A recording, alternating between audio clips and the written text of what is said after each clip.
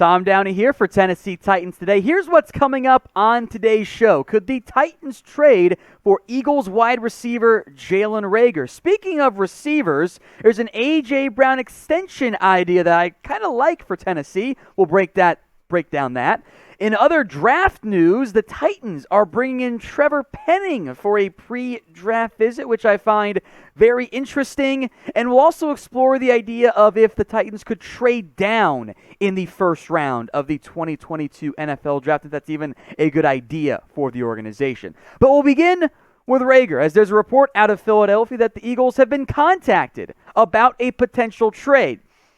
I'll give my thoughts on that. Background on Reagor here is that he is a former first-round pick from TCU who's probably in pretty big need of a fresh start because things in Philadelphia have been a big-time disappointment, especially compared to the guy he was taken ahead of in Justin Jefferson. Now, typically, not always, but normally, when you see the report or reports of, a team is getting trade calls about this player, that means there aren't any trade calls or the offers have been bad because the team wants to trade away that player. And Jalen Reagor unquestionably has been a bust for Philadelphia. This level of production, 64 career catches, under 700 yards, 3 scores, and really 2 full seasons, he did miss a couple of games there, is not good. It's especially bad when you consider that Reagor has more drops than he has touchdown catches in his NFL career, including the one that would have been the game winner you see on your screen against the Giants.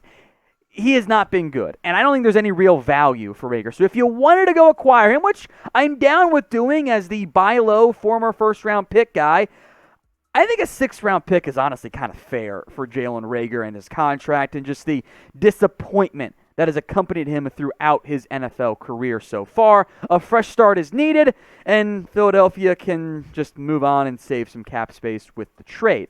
Tennessee's mindset is you have 2 good receivers, A.J. Brown, Robert Woods. Why not try to see if you get lucky on that 3rd one? You could still draft somebody early on if you trade for Reagor. Maybe this trade comes mid-draft, and after missing out on a guy in round 1 and round 3, you say, let's see if Dez Fitzpatrick, Reagor, or Racey McMath could be our guy at the wide receiver spot. So if it is a late day 3 pick, I'm open to it. He's also been bad, so I'm not going to be mad if they don't go out and acquire him. So what would you guys do? Would you trade for Jalen Reagor, the former first-round pick out of TCU's been bad for the Philadelphia Eagles? This is going to be the pinned comment on today's video. So if the ad break comes here on YouTube, take advantage of it, head down, and let me know. Let's talk A.J. Brown here. Fansided pitched an idea of paying him $25 million per year, which would make Brown one of the highest-paid wide receivers in the NFL. And it is worth mentioning that Hill and Devontae Adams were recently traded. There have been those I almost want to call them hopes more so than rumors. I think it's more other teams and other fan bases trying to get A.J. Brown, but those guys got massive extensions after getting paid. Now, Fansided's suggestion, their pitch, is as follows. In addition to the $25 million per year, it's a 4-year deal in total. You guys are probably better at math than producer Jeremy is. $100 million total, with $50 million of that guaranteed. So a high percentage of it is guaranteed. I don't yet know if Fansided was using total guaranteed or guaranteed at signing. I'll explain what I mean with the difference there in a minute, but I want to hear from you guys first. Would you do that A.J. Brown contract? 4 years, $100 million, $25 million per year, and $50 million guaranteed. Let me know in the comments section. D for done deal, you're signing it right now. ND for no deal, you're not all that interested. First, let's look at the average per year. Getting A.J. Brown for $25 million would be 4th among the highest paid wide receivers on a per year basis. That is less than Tyreek Hill, less than Adams, less than DeAndre Hopkins. From that perspective, that's a fair value for Tennessee. I also wonder, even though Brown is not the same caliber of player right now as Tyreek or Devontae Adams, if because he is younger, he and his camp might be asking for more like $30 million. Now, I'm going to use the total guaranteed number for this next version. This is the money that is going to go to a player. It might not be fully guaranteed at signing, but it guarantees like in year 2, and with the way the contract is set up, he's going to get it because it makes sense to cut him. $50 million is 50%. It is not, however, top 5 at the wide receiver position. So I would wonder if you would have to up the guarantees. Guaranteed money is a good number to really follow as it relates in the NFL because it's a bit more indicative of what a player might actually get over their contract, especially as teams more and more will backload deals. So you might have to up that guaranteed figure for the total guarantees. However, it's not a bad offer for A.J. Brown, and if you could get him to do it, I'd probably offer it to him and get him to sign it right now because the longer you wait, the more expensive contracts get in the NFL. If the Titans do pay A.J. Brown or trade for Jalen Reagor or whatever, we'll keep you guys covered. We've got almost daily videos here on Tennessee Titans Today, and we've also got the ability to keep you guys covered on everything going on around the NFL draft. So if you have not already, hit that big red button and subscribe.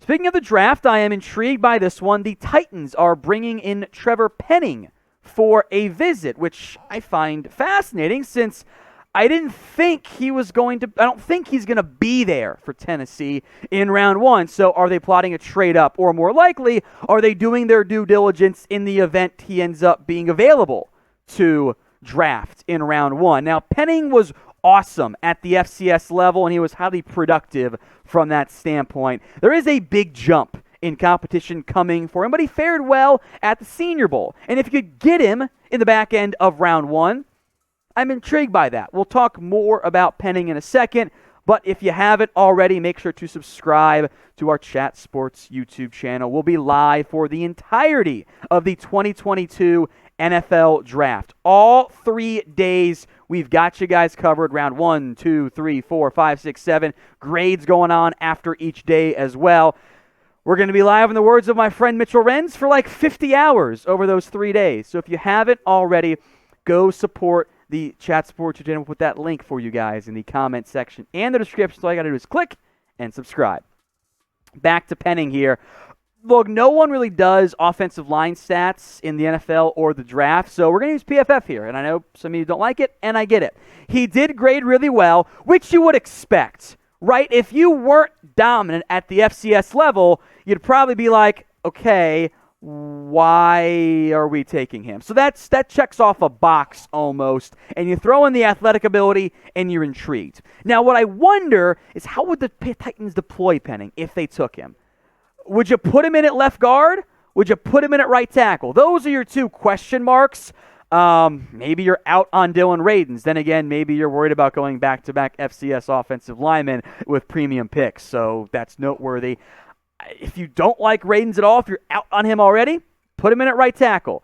Maybe the other guy, whether it's Radins or Penning, gets the nod at left guard. You've got Aaron Brewer and Jamarco Jones, I guess, available at those 2 spots. I would like to find the new left guard. Maybe that's Penning, and then down the road he takes over for Taylor Wan whenever that ends up being at left tackle. So if you are in charge of the Titans, and there are similar players, talent-wise, on the board at all the different spots, what position would you most like to draft in round 1? Let me know in the comments section. Could the Titans trade down in round 1 of the NFL Draft? Bleacher Report went through a bunch of teams that they think should move down this year, and they picked the Titans as one of those teams, saying, hey, they could add a second-round pick or a third-round pick or maybe a player, which we'll get to here more in depth. I'll also make note the Titans do not have a second-round pick, so I'm actually open to this idea. Here was the pitch from Bleacher Report's David Kenyon. In a win-now mode, the Titans can dangle the 26th slot for a package that includes an extra day 2 choice and a potential immediate impact player. Conversely, Tennessee could trade back to bring in a late day 1, early day 2 prospect and an extra 2023 pick to have as ammunition for the next cycle. Now, I don't know what player you're going to get. That kind of feels a little bit like a hope of like, oh, just get a player without ever mentioning a specific. Doesn't really do much for me to talk about because what player? What's impact? Like it's way too vague there. But in general, I do like the idea of moving down. I like having extra picks. In the end, the NFL draft is at least a little bit of a crapshoot. So if you can have extra dart throws, things tend to work out pretty well. So I like the idea of Tennessee having those extra picks. Now, in the event they don't trade down, or if they do trade down, we'll let you guys know. We'll keep you covered on all of the Titans draft moves this year right here on Tennessee Titans Today. So subscribe if you haven't already done so.